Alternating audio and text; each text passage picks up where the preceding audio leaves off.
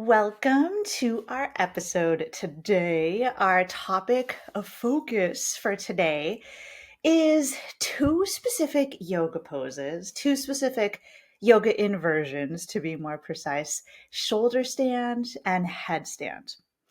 And these are only two of like the greater assortment of inversions that one can practice in yoga, but we really wanted to pull these two out just to specifically focus on in this episode. And one of the reasons that we wanted to focus on these two is that our listeners may be familiar with the fact that in the yoga world in general, there's just kind of like a saying or an overarching belief or a phrase that headstand and shoulder stand are, quote, the king and queen of all yoga asanas, which is that's a pretty bold proclamation, I feel like.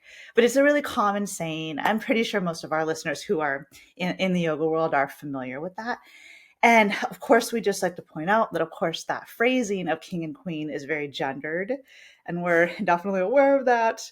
But at the same time, most of us know that those are the terms that do tend to be used. And I guess the implication is that in a headstand is the king and shoulder stand is the queen. So the implication is headstand is, I don't know, the best, the number one, the most important, something like that. Shoulder stand being like right there below headstand, and then everything else below them. So anyway, that's one way of looking at these two. They're the king and queen. They're up at the top. But then there's this flip side point of view on these two yoga asanas, which is that I feel like I've observed in the yoga world a trend toward many yoga teachers specifically going out of their way not to teach these two specific yoga inversions. And in some yoga studios, they're both actually like kind of banned yoga poses. Like they're like rules sometimes in some places that teachers are not allowed. Yeah, it's kind of a thing. Not allowed to teach these two, just specifically these two. Like they're not allowed to be taught in yoga classes. And there's kind of this prevailing belief that both of these poses, headstand and shoulder stand, are just inherently unsafe or dangerous or injurious, specifically for the head and the neck region. So that's my impression of what's kind of motivating that side of things. So kind of within that whole spectrum of these two poses are the most important and the king and queen versus these two poses are super dangerous and we shouldn't be teaching them at all or practicing them at all. Like, is there something in between, or is there more nuance there in how we might take a look at these poses? So that's kind of why we're here today, is just to examine, some common claims we tend to hear about them, look at perhaps whether or how safe or unsafe they might be, and also take a look at some possible benefits that these poses may have to offer. Maybe they offer some, who knows? So, Travis. We'll find out. Yeah, exactly. We'll see what comes. Travis, you're familiar with these two poses. You practiced them before in your yoga practice, right?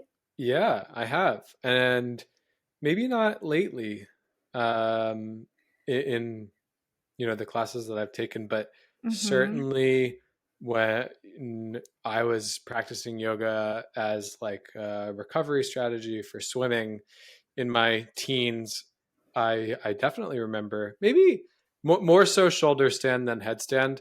I think because maybe the technical demand of it is a little bit less, but we certainly did shoulder stand and I enjoyed shoulder stand. Like that might have been a pose that was in every class.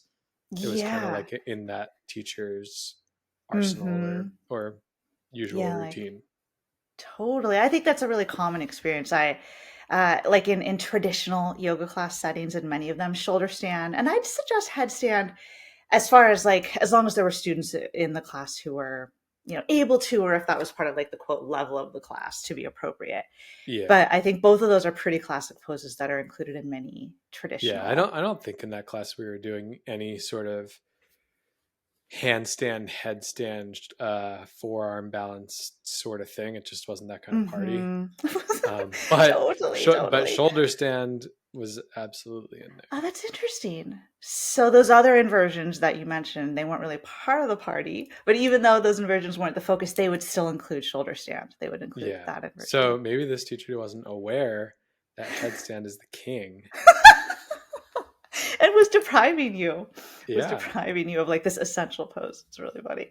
Well, you mentioned handstand and forearm balance, and I'm glad you did because I was also thinking we might want to just kind of start off by making sure the two of us and all of our listeners are on the Oh same yeah. page about just what all of these most common I inversions think are. that's good because I don't know how recently I found out that forearm balance and headstand were Mm. not the same pose, maybe, which is I, embarrassing, I guess, to say. But it's not embarrassing. because You're not forearm alone. balance is really challenging for me to get my head off the Yes. mat, I just naively looked at those two and maybe thought they 100%. were variations on the same theme. I don't know. Right. Now Like it's the so obvious to me now, like, well, your head's on the mat in the one, it's not on there in the other. And it's but very challenging for me to get my head off in forearm balance. but I just So, have to mention you have made some amazing progress in your forearm balance. well, thank you. Yeah, and like in our Strength for Yoga program, that was a forearm balance Pinchamayurasana. That's the Sanskrit term. Was a monthly focus of ours in March, I think it was. Hmm. And the whole idea was just to build strength to support forearm balance, so people could Yeah, find more our ease. our And members inspired me to give it a whirl mhm, and get it on video, and and you so I filmed it. discovered that I had made some progress in Yeah, that you department.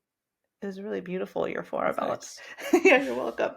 So anyway, maybe we could just quickly talk about these kind of four common inversions: handstand, forearm balance, headstand, and shoulder stand. So those four. There's also legs up the wall, which is viparita karani. That's kind of a fifth. There's that What is too. that? What is that? Yeah. That's like you're lying at the wall with like your hips either touching the wall or maybe a few inches from the wall. Your legs are up the wall and they're So leaning it's on like the a wall. supported shoulder stand. Yeah, except that you're not up on your shoulder, like your whole back and your hips are on the floor. Whereas shoulder stand, everything you're Oh, only on your oh, shoulders just lying on your back with your. with your legs up. Okay, That's exact. okay. Yes, and you could do it at I the wall. didn't. That's I yeah. didn't know that was a yoga pose. Yes, it's called viparita karate, and it's super related. I'd say it has some overlap with shoulder stand. But it's not shoulder stand. It's different. You can Not even also do close. it right, right. Well, sort of. I guess Sort of. you get into that in order. It's a Hmm. precursor to shoulder. Okay. Hmm. It's often offered as a regression, like an alternate to shoulder stand. If someone doesn't want to do shoulder stand, they can just take their legs up, and it's usually at the wall. But you can also do it in the middle of your mat, like without a wall support. A Just little take the legs harder up. without the wall support, right? Yeah, then it's maybe a little more active.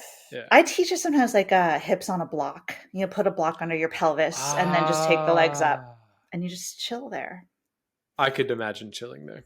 Yeah, that doesn't when the hips are elevated, I feel like there's less work, at least in I my body, might that I have to do to I hold the might have legs to up. try that after this. You should. It's really quote down regulating, I would say. Oh, good to know. So anyway. That's what I'm looking for. Yeah, totally. You should. Yeah, I think you've earned that after everything. Yeah. So anyway, that's vibrata crani. But let's talk more about these more common more active inversions. Hmm. And we don't have to go into much detail really, but just so that everyone's clear, because I often find people like you already said, you kind of it's easy for you to mix two of them up, and I feel like in general that happens a lot. People use a name intending to refer to one when really it's the other. Thanks for saying I'm not any more confused than the average bear. I would. The average bear. Yeah, I would suggest that you're not. I hear these. Yeah, that's why I wanted us to just clarify at least so that everybody knows what we're talking about.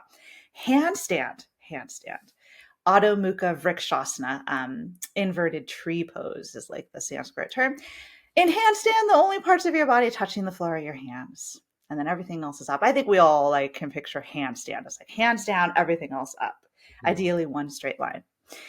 And then forearm balance, Pinchamayurasana, is super similar to handstand, except that your forearms and your hands are on the ground, and then everything else is up. Ideally, as close to a straight line as possible. Would you agree? That's a good description of forearm balance. Yeah, and your Forearms on the head, ground. and that includes your head not being on the floor. Your head is not on the floor, and for most people in forearm balance, they're usually lifting their head, like they're in some cervical extension in there. They usually look like between their hands. But you can also, and I think, Travis, you did this in your Oh video yeah, before about, so you can also drop the head so the crown of your head is facing the floor, and you're actually, and it's much looking harder. behind you, yeah, but Yeah, it's harder much from a balance standpoint. from a balance standpoint, but a little easier as far as getting that straight line, right? Embodying a straight I line. think so. Yeah, yeah. So that's forearm balance. And then the main difference between forearm balance and headstand, which is Shirshasana in Sanskrit, would be that, and it's more than just this, but in headstand, your forearms, well, in most variations of headstand, it's your forearms, but there are actually many variations of headstand. Sometimes it is your hands, like in a tripod headstand, it might be your hands down. Uh-huh. But anyway, the classic Shirshasana is forearms down and you've like interlaced your fingers or clasped your hands, and then the crown of your head is on the floor. That's like the big difference. And So your hands are cradling the head, or is that different? great. Well, yeah, you kind of wrap them around the back of your Yeah. skull, like they're touching, like the Okay. back of your head So and your that hands are you would touching. call that like the quintessential. Yes, that's a perfect term for it. Yeah, Okay. quintessential headstand Shirshasana would be that, but there are many variations. But today we're mostly going to talk. I think we're just thinking about that one Okay. with the forearms down, and then shoulder stand. In shoulder stand, we are on the back of our neck, or we'll lay the back of our head. We may not actually be on the back of our neck, depending on if we've used blankets or if we've really tried to keep that cervical curve where the back of the neck might curve up away from the ground. But let's say the back of the head is down and the shoulders are down, and then everything else. Oh yeah, and your arms are down because your arms are behind you in shoulder extension. Sometimes your elbows are bent though, right? Yeah, and And your hands are almost all. kind You're of right. I didn't propping say you. that very Okay. clearly. You're That's still right. in So, shoulder extension, but mhm. you were like making a motion that your arms were I straight. was Not like that. that Yeah, people who are listening to this could can see see that. that. But I was like, Yeah. no, that's not right. No, you're right. Is it I was well, more is just it showing shoulder yeah, extension, but then yeah, right. the elbows are bent, and your Yeah. hands are on your upper back, basically your mid or your upper back in shoulder stand. Can you picture Upper? that? Okay, Wouldn't it mid. be Yeah, you're right. lower? Not upper. Totally. No, Okay. you're I'm like, totally you'd right. have to have a lot of shoulder extension for that. I think I Mid was to saying lower. upper because it's like you're upside It's the down. upper when So you're upside down, yeah. but But you're it's your totally right. lower back farther from the shoulders That's right. or That's from the right. floor. But upper in the sense of vertical, which is not. That's not. Yeah, I didn't say it correctly. This is inversions. We're upside down. Totally, you kind of It's have to tricky. reverse like how you talk about direction. So those are the four. Does that make sense between the four? I'm all caught And up. okay, and hopefully our listeners are as well. In today's conversation, although handstand and forearm mounts are very interesting asanas, that's not really the focus of today. We are talking about shoulder stand and headstand. And those are the two that tend to be pulled out and often kind of banned from yoga classes or described as dangerous, mostly because they involve the head on the floor in Mhm. some form, either the crown of the head or the back of the head. And therefore, the idea is that that's risky for the neck. I did take just like a brief look at like a summary of the scientific literature on the prevalence of yoga injuries before this episode, just to refamiliarize myself with some of the statistics on it. There's a great summary that was done on my blog by Yari Karpinen, and it was like a couple years ago, but up to that point, he did this awesome, thorough summary of all the research that had been done on yoga injuries. And so I just reviewed that and was reminded of the fact that it appears that from a couple different review papers, it appears that uh, when it comes to yoga injuries, the three most common yoga asanas that are associated with what are called in these papers adverse events, right, Mhm. Travis? Adverse Mhm. events. The top three poses associated with those are headstand, shoulder stand, and handstand. Have to point out the handstand is actually included in that, even though that one is not necessarily banned from classes the way the other two are. Interesting. Yeah, and it is also interesting because these are adverse events, which is a bit of a general term. And what I did read was that, like, for example, with headstand and shoulder stand, some of those adverse events had to do with like glaucoma, and that's like an Oh, right. eye pressure issue.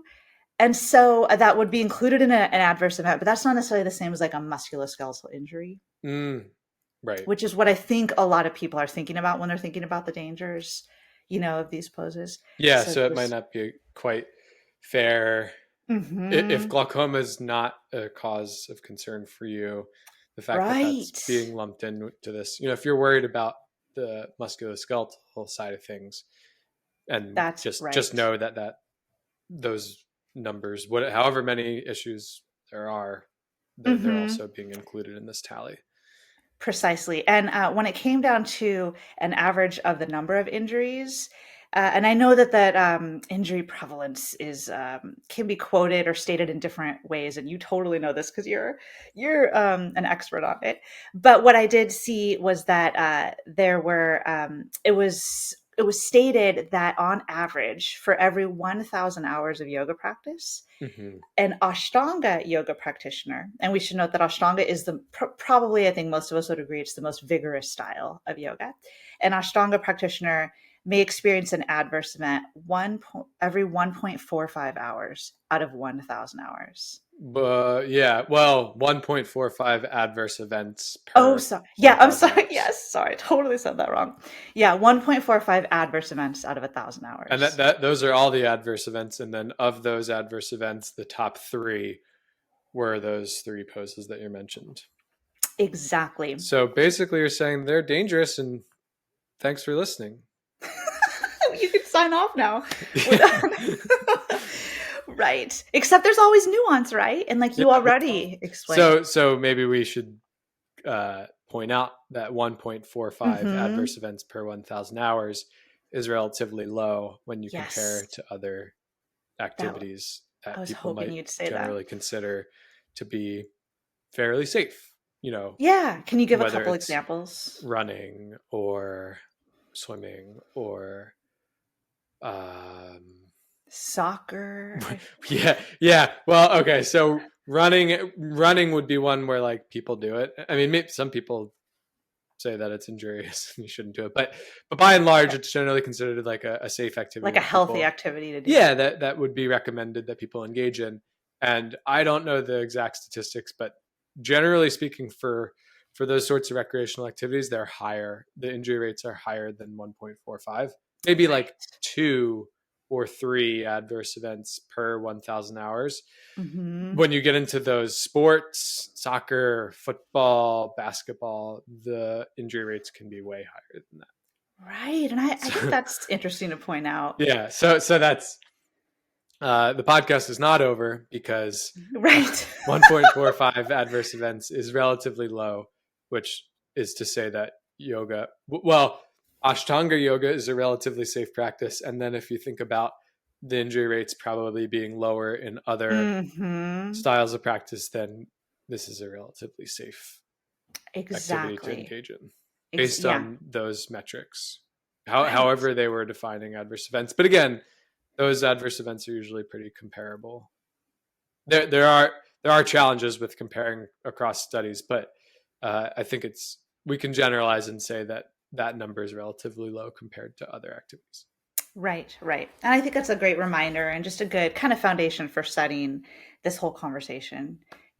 I think like obviously when you engage in any physical activity, there can be a risk of an injury happening for sure. And that's yoga is not excluded from that. But just when we Mm-hmm. put it in perspective and look at it in comparison to other physical Yeah, activities. and I always bring up when I'm talking about injuries, it's like look at all the bad things that can happen when you get injured, but at the same time, if you sit on the couch instead of Yes. being active, look at all of Yes. the benefits that you're missing out on. So we generally, it's generally agreed on that the health benefits from a reduction in chronic disease to longevity Yes. of life, that To those cognitive benefits, health yeah, and as we social age. perks and all of those Yeah. benefits generally are considered to outweigh the adverse events, and which is why we continue to engage in physical activity. But it's not to say that physical activity is not without risk. Mhm. Mhm. But some activities are relatively safer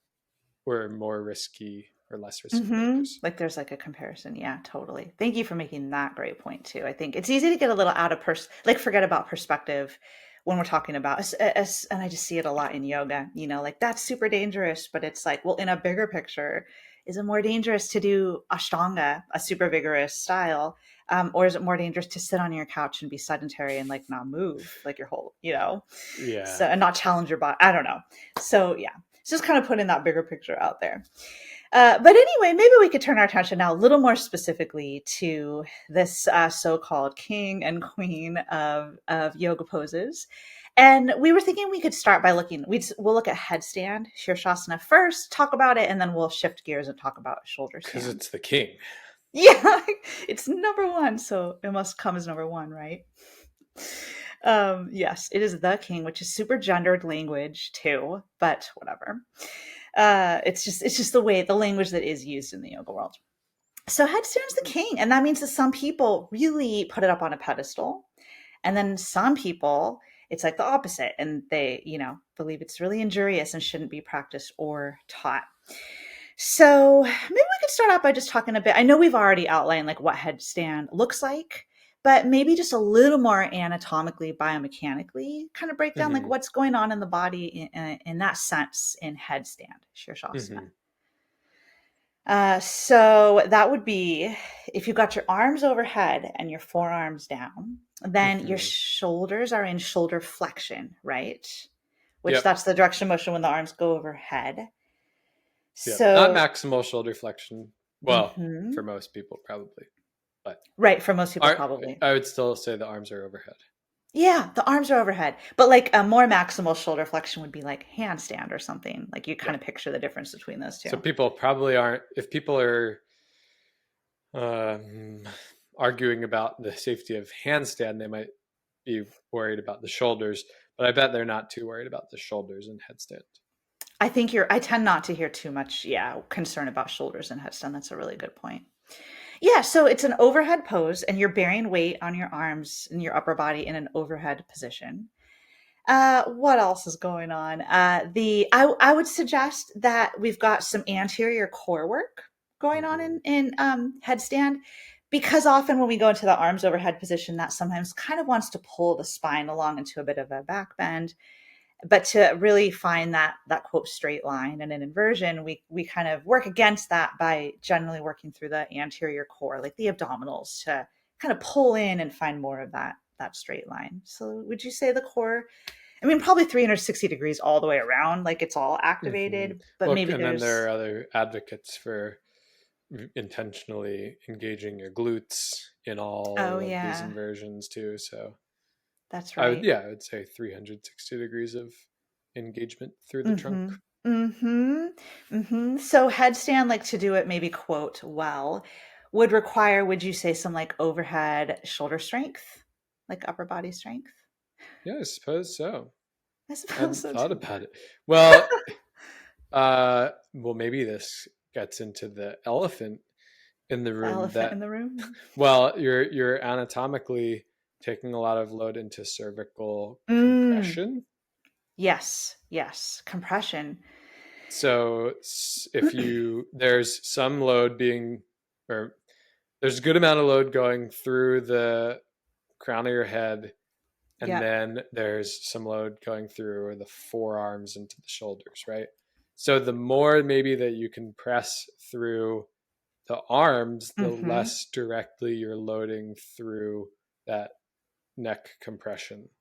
And maybe that's a cue that's given. Yes, it Okay. is. In my experience, And so yes. if you don't have a lot of strength Yeah. into pushing the floor away with the shoulders, then you are putting more load through the head, because those are the only three things, two Mm-hmm. arms and one head, that are forming that tripod base. That is a great to point out. Thank you so much. Yes, thank you for saying that. And I do find that that's a very common cue in instruction given when headstand is taught, like in the settings where it's not banned. Yeah. I find that that it's often cued like the crown of the head should barely be touching. Like it is touching, but it's Oh super shoot. light. Like it's really like only the arms. Maybe I don't even know if someone says a percent, 5%, 10% on the head. Like it should be hardly any on the Well, I've been doing it wrong. I bet most people do, because that's real. Well, most. That's really hard.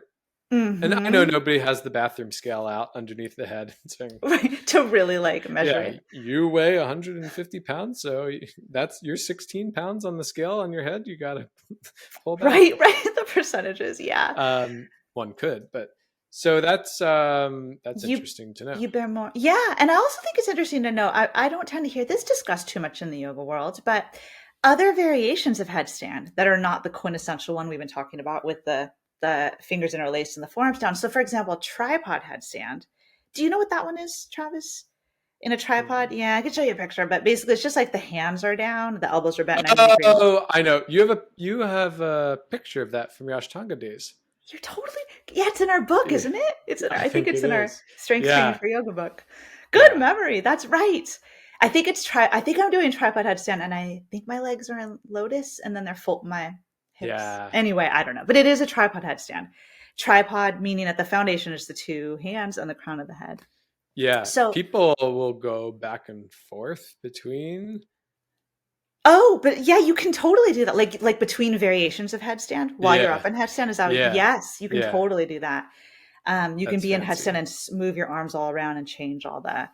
In Ashtanga, as we mentioned that style earlier, in second series of Ashtanga, there's a segment where there's 7 headstands done in a row. So 7 different variations, and you come up and you hold it. I want to say like 5 breaths or something, and then from whatever variation the arms were in, you switch them to tripod, and then you drop down into chaturanga from there. Damn. I Were know. you going to say that in tripod headstand, you are not cautioned against only Yeah. putting 10% into the Because head? how could you? Like, how could mechanically could you do that? I guess maybe Guess you could. not. If it's only your hands and you're in that position of elbows at 90, That'd be really don't you think tough. it necessitates that you have to have a lot more weight in your I head do think in that so. trap? I But do we think so. don't. Yeah, I tend not to hear language around that in that because I don't think you can do it. Okay. But then how important is it if it's not cautioned in tripod headstand and we're bearing more weight naturally, how important is it that we are literally at like 90% in the arms and 10% in the head in regular Shirshasana? I guess that kind of leads us to talk a little bit about just the neck in general. Yeah. And you know how common language we tend to hear about the area of the neck and whether it's super delicate or whether it's super robust or whether it's somewhere in the middle, and does it change depending on how we've loaded the neck? And like, I don't know, what do you think about that, Travis? What's I your experience think, been? well, let me start by saying that when I was in personal training school, we didn't Hmm. talk about the neck. Ooh, like it wasn't We even didn't, a no, we didn't talk about the neck. We didn't talk about the feet. So we talked about the wow. muscles in between, and it was just the neck was sort of treated as outside of our scope, I suppose Yeah, you could say. yeah. And because there are delicate structures there, like, oh, as personal trainers, we don't mess with the neck. But then Interesting. I was exposed to some more sports performance oriented training where if you're working with, let's say, a soccer player or a Hmm. football player or a wrestler, these Hmm. people need really strong necks for a couple reasons. One of which is to prevent or reduce your risk of concussions. From a head So, impact. yeah, so the stronger your neck is, the better you can withstand those impacts that are somewhat inevitable in those sports, and the Hmm. less risk you have for a concussion.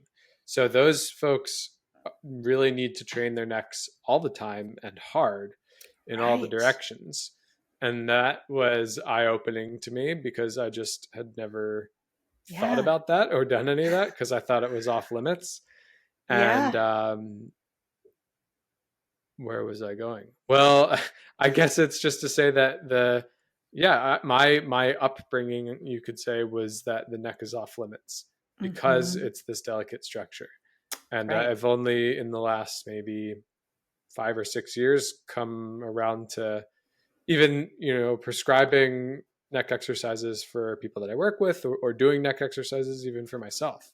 Yeah, and when you say neck exercises, you mean like really specifically targeted, like an exercise meant to strengthen just the neck, like not the whole body and the neck is included in there, Right. but like the neck Yeah. So pulled out. actually doing like cervical crunches, like lying off of the Oh bench yeah. and tucking the head up.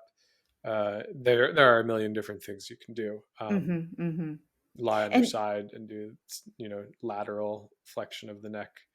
Do it mm-hmm. with weight, like kind of. Mm-hmm. They make these harnesses. My friend has one, and so I played with one of those once where the harness is around your head, and then you can hang a free weight from it. 5 Uh-huh. pounds or whatever. Then you can do your Like your maybe crunches or extensions whatever. or yeah. I feel like it's more used for extension. If you were in a kind of Oh. seated position and leaned forward, then you would raise the head up. Oh, I could But see there that. are Yeah. probably many different ways to do it. The other thing, like you can just do body weight exercises. So Mm-hmm. I already mentioned like open chain neck Oh, right. flexion, like neck sit-ups, but you can do planks. Like if you could put a yoga block against a wall, like if imagine you were doing a incline push-up on the wall, you could put a Mm-hmm. yoga block at eye level Oh and yeah, plank this is into a the good wall with your one. head, That's and you right. feel like this whole That's anterior really chain good. from the neck through the abs. So You when could you do say that on your that, side you mean you're too. doing plank at the wall with your head on the block, but your hands are not on the wall, Right, right? right, right. Yeah, so it's like just your head is like supporting Yeah, you from the and top. if you look up like neck training for wrestlers, you'll see they do the same thing, like a glute bridge, but instead of their shoulders being on the floor, their back of their heads on the floor. Oh, So they would call it that's a very neck interesting. bridge. That might be something to think about when we talk about shoulder stand. That's making me think of like the position of, Yeah, is that similar to shoulder stand? yeah, Yeah, I could see. Yeah, yeah, but, yeah. but probably a lot more intense. Right, exactly. Yeah, it's like taught as something to build strength. So yeah, so there are a lot of ways. And also I think we know in like physical therapy or physiotherapy settings, often like neck strengthening is often prescribed when people have chronic neck pain. Yeah, for And they're sure. like they can use bands. You could do isometric, Oh like yeah, put yeah, your yeah, hand on yeah. your forehead and push into your hand, that kind of stuff. Totally, So totally. there's really a lot you could do.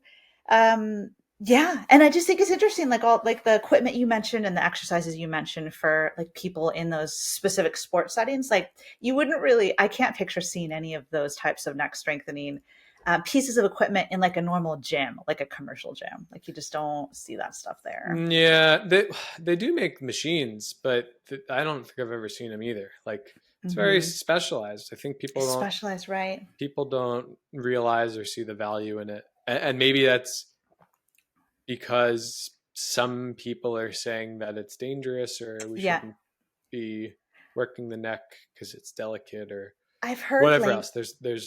There could be many reasons. totally. I tend to hear, at least in the yoga world, a lot of language around the neck as being delicate, like you said, as being like I think I've heard people call it like bird vertebrae, like the vertebrae are so delicate that it's like as though you have, I don't know. It's just a comparison that I've heard that I Mm-hmm. remember at the time before I knew more about the body. I was like, whoa, I shouldn't load my neck at all. That would be so dangerous for my bird vertebrae. But I think I mean, the neck is an extension of the spine, right? I mean, the cervical spine, often when we talk about the spine, we tend to think of like the lumbar and the thoracic, the low back and the upper and mid back. Mm-hmm. But sometimes I think we overlook a bit that the cervical spine is the next one, and that's also a part of the spine, which, if you're going to define, we talked about in our episode on the core, we talked about like what constitutes the core. And if you kind of think of it as just everything around the spine or the torso, that would include the neck, right? And if you're going to strengthen the core, could the neck be kind of considered that like really part of core strengthening? Yeah, especially when you think about those planks, like you can work Yes. the whole chain from the top down in one position. It's very integrated. Totally, that's all. Which, Yeah. yeah, that like so plank with your forehead on a Hmm. block on the wall or whatever it is, Hmm. which is really cool. Yeah, or a towel if you didn't have a block. But That's right. I or think. actually, the way I like to do it is with a physio ball, like one of Oh, those I like. big. Yeah, Whoa. Okay. yeah, Cool. Anyway, so it does sound like, despite the fact that this area seems to not be discussed in like just general discussions or thought of as an area that you could target for strength, you actually can target it for strength, right? and maybe you should. And and maybe you should. Certain people Totally. definitely should, and maybe everybody should. Right, right. And so if we know that it's an area that, just like the whole rest of the spine and the core, is composed of tissues that respond when loaded, and if loaded the right amount, they should respond by growing stronger to continue to Hmm. withstand those loads. So basically, if we load the neck in an intelligent and like a progressive way, shouldn't the neck just grow stronger over time? And I can't personally think of a drawback to that, like why you wouldn't really want to do that. I mean, unless someone had an acute injury in the neck or something, Right. but just in general for healthy populations. So Yeah, bringing that, it's like, why are we afraid of this? Oh, yes, because why there are are we like afraid? sensitive structures that go through it. We'll just like don't be a dodo. Yeah, and don't sensitive structures go through the whole spine? Don't be a dodo. I Yeah. mean, the spinal cord runs up and down the entire spine. It's not just the neck. Sick. All the nerves that branch out to, it's like why do we pull it out and just make it this one part of the body that's just either we block out and we don't address, or we kind of fearmonger around it. Hmm. But yeah, so I think that is interesting, and I think that gets brought into a lot of the discussions around headstand being inherently dangerous. So I guess with that said, I mean, we know that when we load areas of the body grows stronger.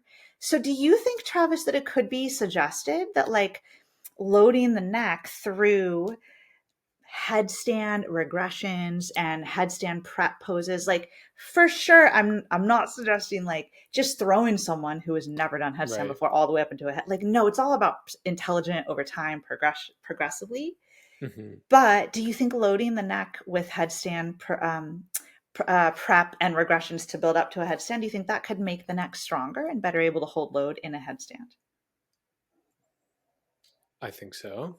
I think that uh, it like maybe we could talk more about what those progressions would look like, because Mm-hmm. my Mm-hmm. what my because it is, we know it, not that yoga is highly injurious, but it is one of the more common causes of yoga injuries, right?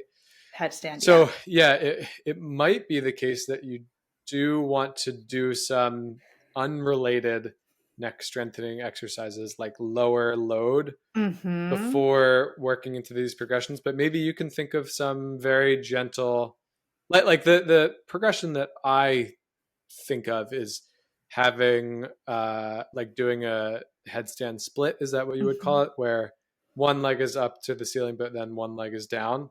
Yeah, so everything So is set up for headstand, but you lift one leg. Is that, and keep yeah, the other yeah, leg down? actually I guess that would be the second stage, where the first stage was just Both everything is legs set up down? for handstand. Yeah, and you have both legs down. So now that's like half of what weight would be going into the head. Mm-hmm.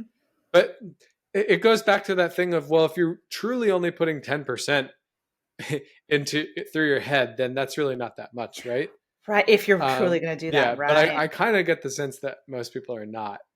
I agree. And I think you're then right. the question is, well, how, maybe you have to be really strong through your shoulders to make sure that you can put, you can try to offload the head somewhat, or maybe both. So you could either be really strong through your shoulders, so you're only putting 10% through. You could Mm-hmm. be really strong through your neck, so that you've built up all the muscles around the neck to be super ready to take that compression load, even if it is more than 10%. Or you could just be gen- generally strong through your Yes, shoulders generally and strong. your head, Mm-hmm. so that whatever happens when you're up there, you're good. And that's actually probably the best answer, Yeah, I I think, right? really So like like that whatever approach. happens, Yeah, if you're if prepared something all goes around. wrong, yeah, and you have to take more than 10% through your head, which I bet most people will, you're just ready. Mm-hmm. But I think that, so that I guess it gets to the question of, okay, if your beginning progression is both legs down, how Mm-hmm. much load is really going through your neck? And could most people tolerate that without an issue from day one of a movement practice? Or are there certain things you would say, well, we want to make sure that you are a little bit stronger in the neck even before we start the progression to headstand? That is a really good question. And to me, for me, I feel like it would just kind of depend on the student. Like, who is your student base? What type of class, what type of population are Yeah, you teaching? yeah, yeah, yeah. I want to say that I think for most general healthy people who are maybe not like seniors, Hmm. I would, my intuition would be that I would think that headstand prep where you've got the forearms down, the crown of the head down, and both feet down, I would think the neck should be, I mean, the neck holds your head up all day, and moves Right. your head around. And I know that's more weight, but you also have your arms down to help. So I would imagine that would be relatively safe for most healthy yoga practitioners to do that, to have Not both feet down. most healthy yoga practitioner adults as opposed to, would you be Seniors. more cautious? Yeah. People over whatever, I think I 65. would be more cautious with people who are, yeah, yeah. Yeah. Yeah, so I Maybe actually, actually, maybe not even 65. Maybe to, people over the age of 50. I don't know. Like I don't know. if you've never done yoga, it's hard to say. It This depends, is right? Like if yeah, someone's a you kind of strong have to, person who, taking all these factors how into fit account. are It's they? it's tough though in a room full of people because then you haven't been able to assess all of those things and I know, you have a I range of know. ages and all that. So maybe we should just ban it. It's just easier that way, right? You're Well, so funny. You're honestly, so funny. that's probably exactly Hmm. the conversation that goes on. Well, should we just ban it? Well, it would be easier that way, and then we don't have to strengthen our necks. And then we don't have to Exactly. qualify people or progress people in any way. Um, so That's right. that's like, I would imagine, the conversation that goes down. I think you're totally right. I think it's that combined with maybe some just extra ideas about, like, maybe not super supported ideas that the neck is super delicate. Like people think it's Yeah, just more yeah, yeah, delicate than it yeah. is. When And you couple that, like, oh, it's hard to yes. know, it's hard to qualify that with, oh, well, the neck's really not meant to bear these loads, and it can't Hmm. tolerate that. It's like, Like no, you can build up to tolerating these things, something you pointed out actually but when you we have to do talked it about carefully. this was that as far as bearing load on the neck, like you were talking about people carrying weight on their heads. That's the thing that always I come back to, like, in not necessarily in our country, but Hmm. I've seen, especially maybe Hmm. in African Hmm. countries, I believe so. they will carry what look like very Heavy. heavy loads on their heads. I don't know if it's water or what it is, just these big baskets. And it's Hmm. like, well, if they can do that, then shouldn't we be able to stand on our heads for 30 seconds?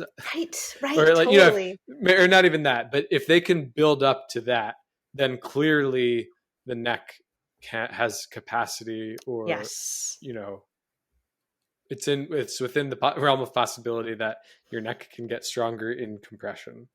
I think you're totally right. And really, if you think about it, like how adaptive, evolutionarily speaking, how adaptive would it be if our necks were really that delicate when really what's on top of the neck? What's the neck supporting? It's like our skull with our brain inside, and our brain is, arguably the most important organ in the body running everything. So it just doesn't seem super adaptive that we would have evolved like super, um, you know, super delicate bird vertebrae type necks or something to support the most important organ on the head. So that's even at baseline without strengthening the neck, just like in general. Yeah. Is Well, it we know that the inherently? head, like you mentioned earlier, the head actually weighs quite a bit. So Hmm. the neck extensor muscles, just to keep your head up all day, are actually quite strong and quite have quite good stamina.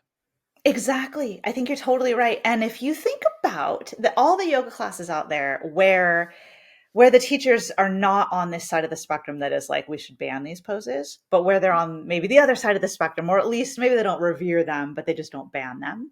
Think about all the people in those classes who practice those headstands like really regularly, since it is such a common pose, or in the ashtanga context, that second series that has 7 of them in a row every time you practice the series you're doing, all 7. And then I think at the end you still do a more sustained one at the end. So it's just like, and those people aren't necessarily doing isolated neck work like we've talked about, in order to prep. They've just done their yoga practice and they're like maybe strong vinyasas and other things to kind of build overall strength. Maybe for those people, maybe it's enough. Maybe that's okay. Yeah. I don't know. In those Yeah. So contexts, if it you wanted to be seems. super or on the side of caution, then maybe you work Yes. on some 360-degree neck strengthening Mm-hmm. beforehand. But maybe we have examples of people who have not gone Mm-hmm. through the trouble of doing that outside of their normal Ashtanga practice and are just fine. Right. I think we do have lots of examples of that. But, I mean, things can happen, and it is that 1.45 adverse events every 1,000 hours. I mean, it is there. It's not to say that things can't happen. And of course, if someone's not prepared and you throw them up into a headstand, that's a bad Yeah, idea. I think that's really what it is, right? And then yeah, the preparation, there is more preparation for headstand than there is for uh, some other poses that don't Hmm. rank in the top three for uh, Oh, as for, far as adverse events go, right? yeah. So, but it's not a black and white like, oh, we should ban it because it's guaranteed to be dangerous. It's just like, yeah, this is a more dangerous or more Hmm. risky thing. So be smart. Right. Be smart. Be smart. Exactly. I think another a point about headstand that we wanted to address today, which is aside from questions of it being inherently injurious, but I think this is more along the lines of headstand is the king of all asanas. There's this widespread claim, and I'm pretty sure almost all of our listeners have heard it, but this claim that when you do headstand, you send more blood to your brain, and that's like a really good thing, and that's one of the major benefits. That's like partly why headstand is the king of asanas. Have you heard that claim before, Travis? Yeah, I think so. Like when you in any inversion, wouldn't that be the claim that you're sending more blood flow to the brain? I think it Or would be, okay, but I think for some reason it's stated much more often about gotcha. headstand. I think maybe because like in any inversion, yes, but in headstand that's the one where your head is just in line with the horse of your spine and you're completely, upright but upside down upright versus like Hmm. shoulder stand, you're in Yeah, shoulder yeah, yeah. flexion. And I guess more forearm balance and handstand. but even with those, first of all, we don't tend to hold those as long as headstand, generally. Mm. And in those two, handstand and forward balance, generally you're in cervical extension looking down at the floor. I mean, you can Well, do the drop pad thing and then there's right, that, like you. right, But I think right, that right. neck position, I guess what I'm trying to say is headstand is the only one that most often has the neck in Yeah, yeah, neutral. yeah. Got it. And So the maybe people perfect envision opportunity for the blood to flow to the brain. straight down to the brain. Right, right. So that's a super common claim and a justification for like why this is almost an essential pose that everyone should do every day. These are the kinds of claims that I do tend to Hmm, hear out hmm. there in the yoga world. But you don't buy it. I don't buy, I don't know that I would have thought very much about it, but I do know now that there was a research study that was done on this exact question. And these researchers looked at a group of people doing headstand and they literally measured their blood flow going literally to their brain through their internal carotid artery. So they measured that. And what they found was that when people went into headstand, not only does more brain not go to the head, but actually blood flow to the brain, I should say. Not only does not more blood flow go to the brain, but blood flow reduces to the brain when people are in headstand. It reduces, which seems kind of crazy, but it's because of there's this process in the body called cerebral autoregulation.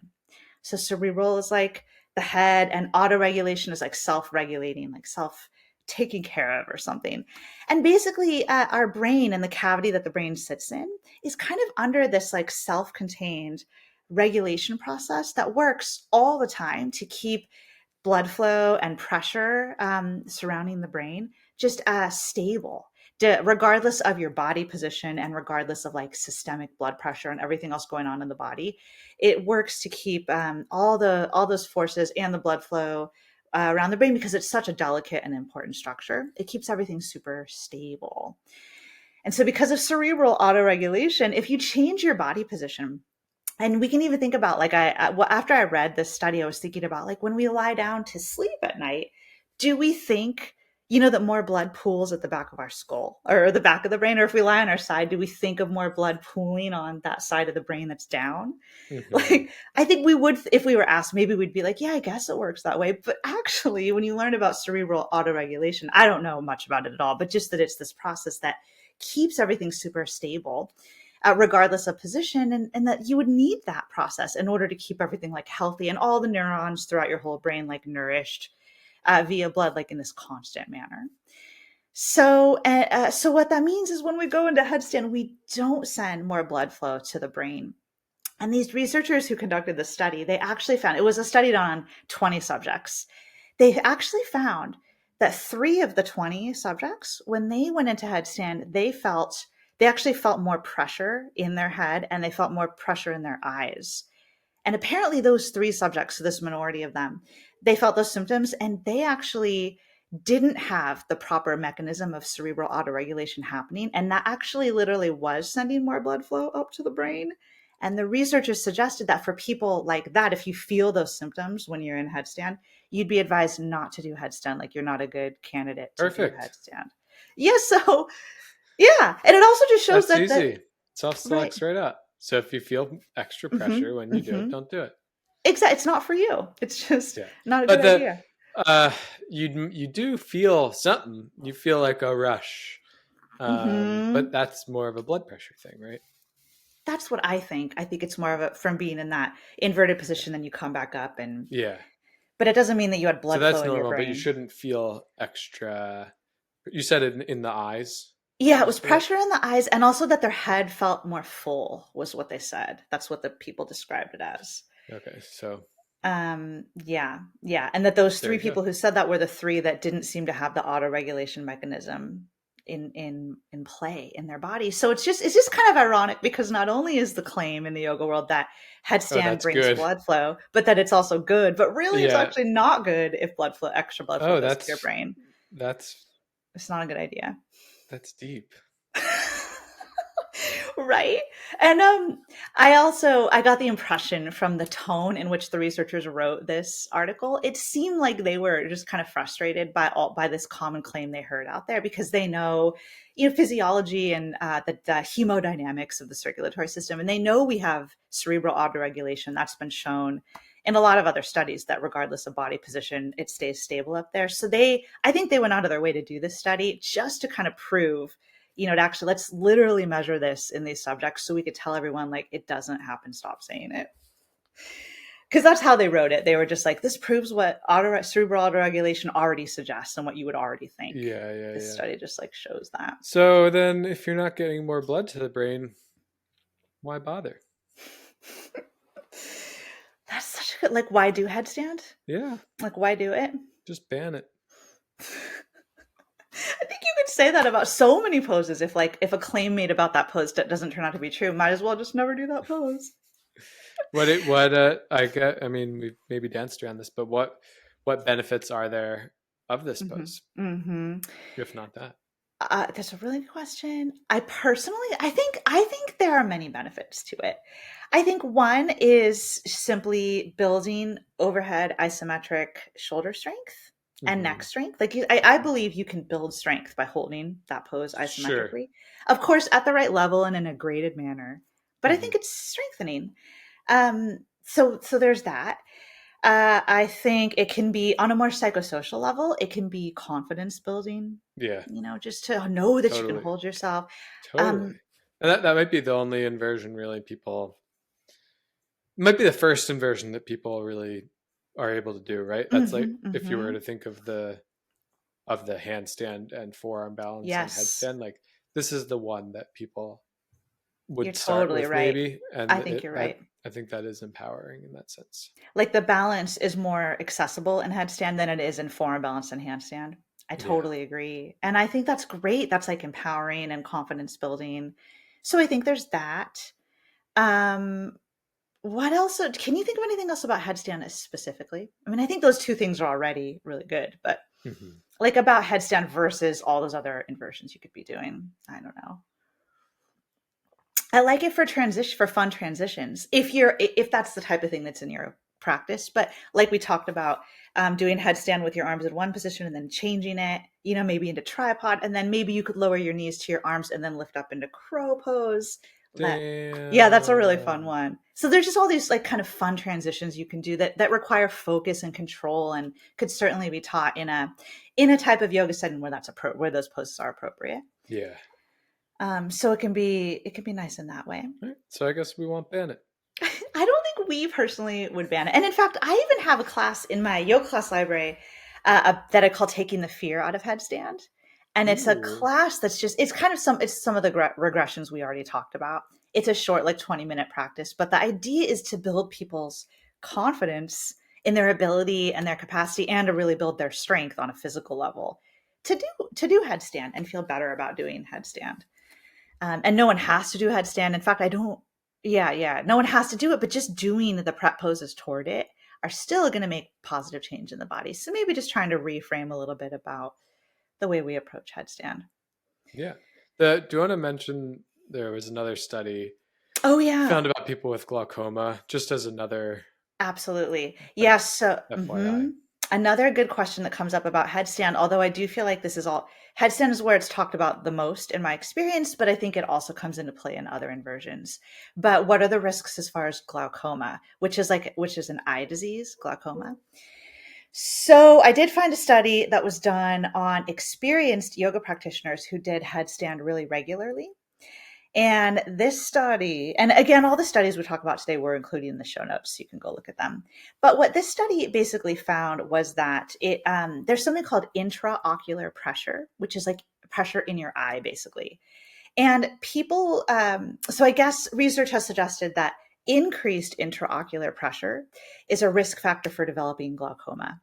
So if you just measure someone's eye pressure, just in a chronic sense, like just what's your average internal eye pressure, if it's higher, that may indicate an increased risk of developing glaucoma. So the researchers were interested in finding out if like headstand was a position that could actually contribute to that, like if it could increase one's risk for glaucoma. So that's why they took people who were they'd been people who'd been doing headstand regularly for, I think it was several years. And they measured their eye pressure, like before they went into headstand, and then right when they got into headstand, and then 5 minutes later, and then afterwards once they came down. And what they found was that, Hold on, they measured their eye pressure in headstand? yeah, yeah, they did Wow. in headstand, Wow. both instantly and then like 5 minutes later Yeah. in headstand. They wanted to Wow. see how much the eye pressure went up while in the pose, Wow. and they Can you found. imagine? I don't. I no, I can't imagine. I Like mean, you're trying to it's like hold all hard that. enough. Yeah, it's hard enough getting your eyes Yeah, examined at the eye in doctor in the chair. general, Yeah, let alone here having I to am measure upside that when down. you're upside down. Don't Yeah. move. Maybe that's another reason they wanted to work with experienced headstand people Oh too. yeah, Like you're yeah, confident here. We can. yeah. Yeah, that seems kind of yeah. So anyway, they found that intraocular pressure increased increased double when people were in the pose, but immediately upon coming back down, it went right back to normal. So, and then what they found was that it just they didn't see any correlation between practicing headstand and people developing higher baseline levels of intraocular pressure. So that people who did headstand regularly, they didn't have increased pressure compared to normal people. So their Mm-hmm. conclusion was that it didn't seem like headstand contributed to this risk factor for developing glaucoma, but they did suggest that anyone that has glaucoma or maybe has it running in their family, or maybe people who are seniors and haven't been checked for glaucoma, those people may be people who may want to avoid headstand. Right, And because actually, they should. maybe yeah, if you have that or have a elevated risk for it, then going into headstand where the pressure is doubling just for that Mm-hmm. time, maybe that isn't so good for you. Even if it's going to go back down afterwards, just that exposure to high pressure, like maybe Right. you don't need that in your life. I think that's right. And if you have glaucoma, then you don't want to be increasing the pressure. So if you already have it, Oh, yeah. yeah. But for healthy individuals, it doesn't seem to be something that contributes to that. So that's good to know. It's always nuanced, and I think there's nuance there in the way Yeah. that that's looked at. All right. So So we won't ban it. yeah, I think if it were you and me, we probably wouldn't ban it, but we would suggest it is approached in an intelligent manner. Um, Maybe like everything else, but do you just a think? little bit more. Right, right.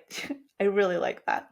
And now that we've kind of discussed headstand, we should shift and discuss shoulder stand. And I know that we're getting a little more toward the end of the time of our episode. So let's Rapid try to fire. hit some points, yeah, about shoulder stand, which we've already talked about. Shoulder stand, your neck, your cervical spine is in full flexion. And then your balance, you're up there on your shoulders and then the backs of your arms. That's shoulder stand. Salamba Sarvangasana, that's the Sanskrit term for shoulder stand. So this is another pose that this is often called the queen of all yoga poses, and it's also an often banned yoga pose. It just depends, like, on who you're talking to. So, Travis, have you heard some of these cautions against shoulder stand? Like, are you aware of the issues there? Yeah, yeah, I guess so. I mean, I see why they might say that Mm-hmm. if you look at it. Um, and I must admit I haven't done it lately. Not because I think it's Mm-hmm. bad or should be banned. It just hasn't shown up in any of the classes that I've taken lately. Right. And I wonder if that's partly due to I feel like there is a trend of it not being taught as often, Yeah, especially in maybe certain it's realms. banned, but I didn't just nobody told me. Like I didn't get the memo. Yeah. And if you're just taking yoga classes and not teaching them, then you may just experience it on that end of it. Like, oh, this pose doesn't seem to be around as much anymore. Yeah, shoot. Maybe I didn't. Maybe just it's been banned all this time and I didn't even know. Right, right. Well, I wonder.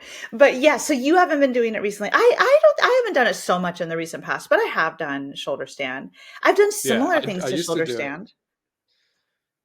There's a strength training exercise, and I always blank on what it's called, and you've told me before. But Oh, the it's where dragon you flag. there's the No, dragon, yeah, yeah. That's no. like What were you thinking of? calisthenics move, but I was thinking more like where you rock up and then you slowly lower yourself down. It's like Oh, the a reverse crunch. the reverse crunch, exactly. Which to Yeah, me, you're pretty much rocking your way up into shoulder totally, stand and then you're lowering totally. down, like your arms are pushing to the floor. It seems Yep. similar, right? It's like a slow roll down from shoulder stand, and then you do it over and over. Yes. And that's called the, what did you say? The reverse curl, reverse crunch. Reverse crunch. Yeah. Yeah. Yeah. So that's like a strength. Is that like more a gymnastic strength training exercise? I don't know where it is more common, but I've definitely seen it and I practiced it and I teach it in some of Yeah, my classes. I guess you could say that's like a gymnastics style. It's a body weight ab exercise. Hmm. So Nice. yeah, those are some other movements that we commonly see kind of in the movement world that are related in a So maybe I have done shoulder stand if that counts. yeah. It's all contextual, right? In a yoga Yeah, context, I don't think you've that's done so funny. Salamba, Sarvangasana, and No, but Hatha I Yoga. wasn't even thinking about that. Like, oh, I haven't done shoulder stand in a while, but I've done dragon flags and reverse Right. crunches. So, There you go. So and you look, kind of have here I am. Neck is still attached. exactly. So shoulder stand is one of these ones. I tend to find there are a lot in places in the yoga world where it is still taught. There is a lot of emphasis on it should only be taught and it should only be practiced on blankets. And Where I had never seen that before, heard that before, yes, which is and wild. And I es- understand why. You know, I looked up a picture and I see, oh, okay. You know, yeah, you don't need as much neck flexion for that. So exactly. that's So in case anyone listening doesn't know what that looks like, it's just like you stack up some blankets, usually like two or three, and then you come into your shoulder stand, but your shoulders are at the edge of the blankets, and then your head is down on the floor. So your shoulders are up a little higher than your head. And I think the idea there is exactly as you said. It requires less shoulder flexion, so less chin all the way to chest. less neck flexion. Yeah, I'm sorry. Yeah, yeah, less neck flexion, less cervical spine flexion, and it keeps some of the weight out of your head, I would say. I think that's part of the idea. I guess you could push your head into the floor, but I think the idea is that more of your weight goes straight down through the shoulders and less in your head. Can you see that? I'd have to. I'm just trying to think, like, what difference it would make, really. Like versus being just straight on the floor, shoulders and head Yeah, both. It was yeah. certainly taught to me that it was the idea was to keep the weight out of your head. But does it automatically keep the weight out of your head, or do you have to do something different? You know what I mean? That's a really good question. I was taught to me is just kind of innately, inherently keeping the weight out of your head. But I feel like I see what you're suggesting, which is like whether your shoulders are up on the blankets or whether your shoulders are flat on the floor, you can kind of decide via how you guide the loads in your body. You Yeah, can make it be they're more in my shoulders or it's more in my head and neck. yeah. Like either way, whether it's up It on the doesn't blankets or matter what not. degree of neck flexion you're in. If That's your head so is a little bit interesting. more flexed on because you're on the ground, or your head is a little bit more extended because you are off the ground. Either way, you can navigate where the load goes, right? Where the Yeah, weight goes. That's I really think so. interesting. I think that is not how it's often The only thing talked that I could about. think of as well, if you're on the ground, then like more of the flat part of the back of your head, like there's more contact area than Mm-hmm. if you're more extended, and then like more of Mm-hmm. the tip top of your head. So Yeah, there's the like, back of your skull only. yeah, just like maybe less contact, less surface area. Less surface area, yeah. Which reminds me of another thing that is commonly claimed about shoulder stand, especially shoulder stand without blankets, so like Hmm. shoulders on the floor, is that practicing it that way will, quote, reverse the cervical curve, Whoa. implying reverse it like chronically, like not just while you're in the pose, but then when you come out of the pose, you're going to have a reduced Imagine cervical, if that were real. right? Like how pliable our tissues would just be and our alignment would be. Yeah. It's so yeah, but that's definitely. I mean, I read that in so many places when I was looking into what people say about shoulder stand in So preparation like for this every episode. that if that were the case, every time you bent over, you would just never come back from being bent over. You would Like just if you walk tie your around. shoes or something. Yeah, then you would just be stuck like that. It's so true. It's so Yeah. true. Like I think we need to realize like our we don't just adapt completely to any shape that we hold for a little bit of time. Like if we did, that wouldn't be adaptive at all. Like again, evolutionarily speaking. How much What do kind of like body? how long do you have to stretch to actually make a difference in range of motion for a tissue? Yet people say that 30 seconds in shoulder stand is going to cause you to have a Precisely. hunched over neck. Yeah, yeah. It doesn't it doesn't make logical sense, but it is claimed all the time in my experience that that's why you don't want to do shoulder stand with your shoulders on the floor. But I Hmm. think something that that you and I had kind of connected about regarding this is it seems like a prerequisite for doing shoulder stand. It makes sense that you would want to make sure that someone has full cervical flexion. Yeah. You want to Yeah. make sure, right? Absolutely. If So they that's don't, not to be taken lightly. You have yes. to be able to touch your chin to your chest in standing or seated or whatever, Mhm. because if in an unloaded situation, because if you can't do that, then you're thrusting yourself into a range of motion that you don't have under load upside down. That's right. So that and you could see that as being injurious, Yeah, totally. right? Totally I just could. makes sense, right? Yeah. But if you don't have full neck flexion, then you could just elevate your shoulders On the on blankets. blankets. If yeah, now I kind of feel like your your lower hanging fruit or your more important thing would let's figure out why you don't have full neck flexion Right. before even regressing you to a To the different version blankets. of that. Yeah, just feel like that'd be a little more important.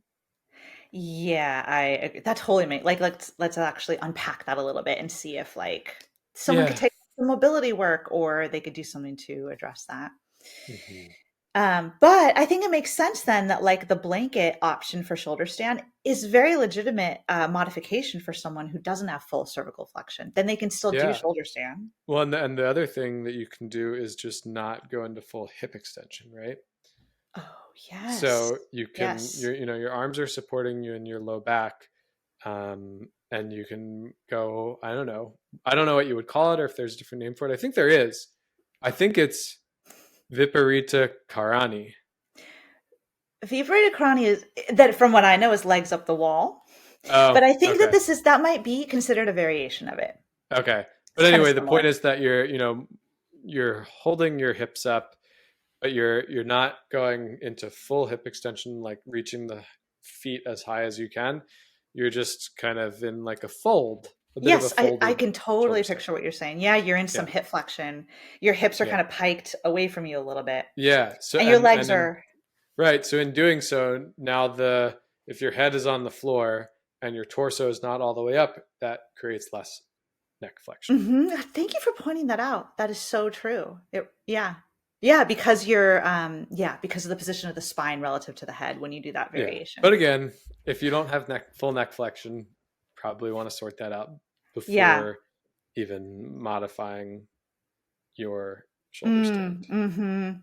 like actually address that in an isolated manner. Or Yeah. yeah. That other times I wouldn't necessarily say that. Like if you didn't have full shoulder flexion, let's say, I would say Mm-hmm. like, all right, well, you can still do some sort of like, if you were working towards handstand, maybe Mm-hmm. there's a down dog or feet elevated down dog where you can just use the shoulder flexion that you have.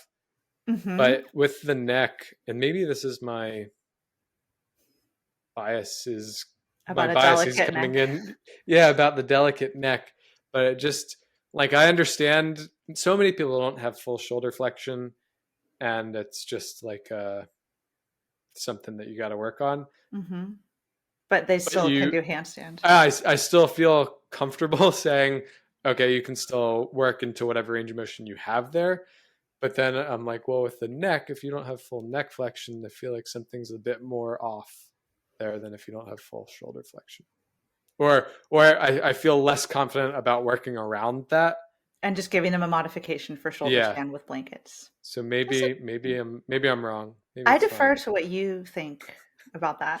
I don't know. But also Maybe like it's just like like you if said, the neck is fragile, and I'm like wanting to treat it more delicately than I would some other part of the body when. if it was dorsiflexion at the ankle joint and someone had limited dorsiflexion, would you tell them they shouldn't squat?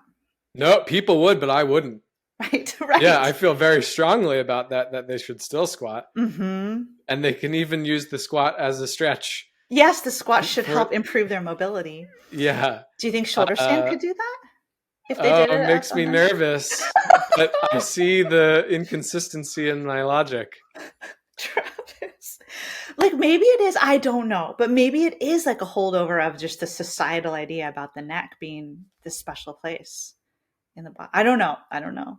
It's just like if you hurt your neck, that's trouble, and if you're just like if you hurt Mm. your shoulder or you hurt your ankle, it's a little bit less That's scary really than hurting your interesting. neck. So pain in the neck is maybe more like debilitating or more of a big deal in general for someone versus pain in the ankle or pain in the shoulder. Maybe is that what you're It's kind of suggesting? yeah, it's how I feel about it in this moment. Okay, I get that. I get what you're suggesting, but I do think it is interesting to maybe look at that whole blanket idea, which is often it's just like never do shoulder stand without blankets, and it's like maybe we could think of blankets as like a modification for a reduced range of motion, but Yeah. maybe it If doesn't need to be. I guess those people are saying like, well, you don't want to go into maximal shoulder or neck flexion ever. And I don't know about that. I think you're right, and I think they say that because of the you're going to reverse your cervical curve, just like these That's other. all Yeah, nonsense. yeah, that's what I But think. just yeah, it is theoretically safer to stay out of your most extreme ranges of motion. Hmm. That's all. That's the end of that thought. But the That body would be like adapts. saying, yeah, that would be like saying, well, you should only do squats with your heels elevated because you don't want to go into your max dorsiflexion in a loaded That's right. position. Like that doesn't make any sense. Like you can build up to that over time, right? And build strength through that full range of motion Yeah, in a squat. yeah. So Yeah. maybe that's part of it is that maybe maybe it's fair to say, well, we should gradually progress from shoulders elevated shoulder stand to performing it on the mat or Hmm. flat. Like I could see that. Like it could be in stages. Let's go with Like that that. could be a regression. And then the one that you Yeah. said, which we is like a variation of viewpoint or crani, where like your hips are on your hands and you're kind of in hip flexion. That could be an even regression be like further back from that. So like you start there, then you move to blankets, then you move to Mm-hmm. flat on the ground, Mm-hmm. Mm-hmm. something like that. But yeah, I do think that many of the cautions I tend to see about shoulder stand being just inherently injurious and like it'll overstretch the nuchal ligament, which is this big ligament in the neck. They don't seem very supported to me. And I think we know we can refer people to our podcast episode on stretching myths and stretching facts. We know that we don't really overstretch ligaments and make them lax via stretching. You can injure a ligament from like a high impact, like traumatic accident type thing. but not from like a slow controlled stretch in a yoga setting. So I don't think we need, I think that that nuchal ligament overstretching idea gets wrapped into the whole, you'll reverse your cervical curvature and, you know, those conversations. I think we can kind of just bust that myth and say that like our Mm-hmm. tissues don't really work that way. We don't really need to worry about it, but we can still be smart with the variations that we offer for shoulder stand. Yeah. I have a class in my online class library about shoulder stand that I called Bringing Shoulder Stand Back, specifically referencing the fact that I feel like it's kind of fallen out of favor or fallen out of fashion in at least some portions of the yoga world. And Mm-hmm. so I just kind of wanted to encourage, you know, if you're interested in this pose, don't feel like you can't do it. But maybe we can just look at, you know, ways that you might build up to it and also strengthen for it. I think shoulder stand, we often underappreciate the fact that strength and control, especially in shoulder extension, and thoracic extension, so like upper and mid back strength, those really play a role in like a nice controlled, well executed shoulder stand. Mm-hmm. um you know, so if you work on those, like strength in those areas and in those directions, that should help benefit your shoulder stand, make it even more solid. Yeah, definitely have more control when you're up there. Yeah, exactly, which is why it's some that shape can be used in that like the pose that we talked about, reverse crunch. Already, I don't know why I Mm-hmm. have a mental block, but anyway, it's like a similar pose and you can use that for strength. You know, we can think about how we could tie in extra strength and control to something like shoulder stand. I don't think it's thought of that way often. It's thought of more as just like this relaxing pose, but there's ways that strength can benefit that position. So I think last thing, we've got to wrap this conversation up, but Travis, does practicing shoulder stand stimulate the thyroid? What does that even mean? I think that's the perfect response to that question. And this is I just to say this is a claim that's very widespread. And I think it's written in Iyengar's Light on Yoga, that like kind of quintessential yoga can book that you all can you translate that for me in a not way very that well. makes sense? I think it's just this vague sense that maybe similar to the idea that like you put your body in a position and just like energy and fluids move toward, you know, you go into headstand, we think blood flows to the brain. You go into shoulder stand, you Mm-hmm. think maybe it's blood, maybe flows to the thyroid, and that somehow blood there is going to quote stimulate it, which like what does that mean? But the thyroid is an endocrine gland, which is part of our overall endocrine system, and that system is like regulated by the brain, the hippocampus in the brain. And it's just this, it's not something like we don't activate or unactivate endocrine glands based on position of body that we're in, the position that our body is in. It's like it's a brain regulated thing. So it doesn't make sense physiologically that doing something like shoulder stand would quote stimulate the thyroid, and why it would stimulating the thyroid even be this universal benefit for like everyone. Like why? Yeah, What I about don't some know people?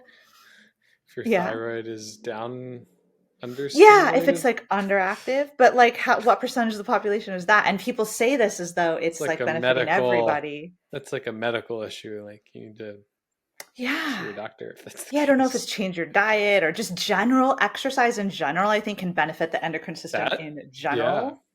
But yeah, like to think one yoga pose could have this like one specific effect on this organ, that doesn't seem plausible. That doesn't seem plausible. yeah. Nor that it would even be a benefit to everyone, like unless someone had a specifically underactive one. But anyway. Can we, with our last negative 30 seconds, talk about how plow isn't Oh yeah. something that people say you shouldn't do, but plow just looks like shoulder stand to me, but more. Thank you so much for bringing that up. So plow pose is also called halasana. That's the Sanskrit term. And it's basically all it is, Travis, is shoulder stand in full hip flexion with like your feet on the floor or maybe on some blocks or on a chair seat, right? It's like a Hmm. folded version of shoulder stand. And I don't know about you, but I think most listeners can relate to the fact that shoulder stand is much more fear mongered about than plow pose is. And I have heard some people say things about plow pose, but in general, I think the focus is on shoulder stand. That's the band pose when people want to band. So, what do you think? I mean, what difference is there between those two poses as far as injury The risk? only thing that I see is that the if your feet are on the floor or a block, then you're offloading the shoulders a bit and then the Hmm. head. But then again, you've now moved your load distribution of your body posteriorly, which is actually going to Yes. put more load through your head. So if you, Such a good point. especially then, if you can't actually touch the feet down, you're not flexible enough for that, So you're then hovering them in the air. yeah, now you're just actually putting more More load through load. the neck. If that's the thing that people are worried about, why aren't they worried about it in plow? Why isn't plow one of the band poses, but shoulder Yeah, stand is? yeah, I don't know, and I think it's a really good inconsistency to bring up because there tend to be a lot of inconsistencies about rules and claims, just in general, but definitely in the yoga world. And I think that's a really good one. I'd be curious, even if like any of our listeners have any ideas about that, or if they do feel like plow poses as yeah. fear mongered about as shoulder stand. But in my experience, it isn't. It isn't held up as a band, as something to put a red X on Hmm. as shoulder stand. So it's great to just point out that just kind of maybe biomechanically there's not much difference, or in fact, maybe there's more weight on the neck in plow pose because Yeah. of the way that shifts the loads. We'll have to It's get our bathroom scale out. yeah, and check how load is Oh, maybe, distributed. honestly, maybe we should. Maybe we should and do like a post or something. Okay, let's Yeah, let's talk about that. I really like that put it on idea. the list. Totally. The It last thing maybe we mhm. should mention is, and maybe we should have mentioned this earlier, there are certain, but we mentioned glaucoma Mm, as mhm. a risk, or basically a contraindication. Contraindication. Yeah. Yeah. So the other ones that we came across were hypertension or high blood pressure, and then Hmm. history of stroke or heart disease That's as right. Like, being yes. potential reasons, or uh, Contraindications. yeah, just if you have those things, maybe these poses are not right for you. Maybe inversions in general, right? That's right. Yes. And since these are inversions, they get included in that. But yeah, thank you. I'm glad we want to wrap up with that. So just yeah, I mean, inversions are clearly not for everyone, and for people with those conditions, it's something that they should. It seems like it would be advised. Ultimately, they should check with their doctor, but it seems like it Right. would be Yeah. advised Maybe, to maybe that's the thing. Check with yeah your doctor before. before practicing headstand or shoulder stand or any of yoga's inversions in general. So that's important. I'm glad we're ending with that. And Travis, is there any last thing or any last thoughts about shoulder stand and headstand? Are they the king and queen of yoga asanas? I guess so. No, was Okay. that the wrong answer? No, I Jenny, are guess. they the king and queen of the yoga asanas? Yeah. I mean, they are. They are if people say they are, but Yeah. like, I think it's just a Should we make a new king and queen? what? Well, I feel like it would be so subjective. It's like, what are you basing it on? When you hear that in the yoga world, these two are the king and queen. We'll Like, what do does that mean? crow and triangle because those are uh, in our logo, our Strength for Yoga logo, and Oh, on the that's cover of and our on the Strength Training for cover. Yoga Okay, book. Yeah. I can go with that. In our world, in our community, those are but maybe we don't have to be so gendered in the language. We could say Yeah. king, Yeah. Yeah. king Yeah. and king, or queen and queen. Perfect. The aces. Yeah. I love it. Like a deck of cards, like a card game. They're the aces of yoga. I mean, it might as well be like that arbitrary, right? If you think about it. Yeah. So yeah, there's just lots of claims out there. We can always maybe dive deeper into them to find more nuance, more perspective, and like a bigger picture way in which we can think about these concepts. Love it. Thank you so much for chatting with me about shoulder stand and headstand today. Thank you, Jenny.